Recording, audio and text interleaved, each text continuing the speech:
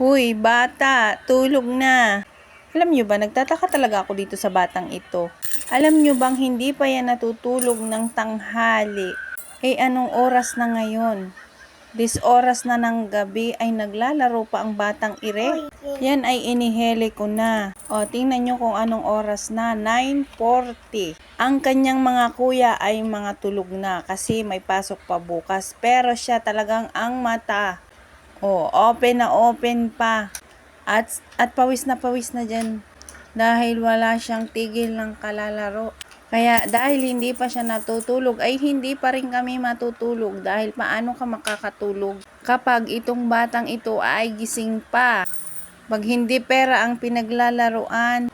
Alam nyo ba yung batang yan? Napakahilig maglaro ng pera. Kaya lagi kong chinecheck ang kanyang bibig. Baka baga ay maisumo na lang. Ay Diyos ko po. Malaki-laking pera din yon pag kanyang naisubo, Mariusep. Kaya dapat po ang mga bata kapag naglalaro ng pera ay check ang bunganga.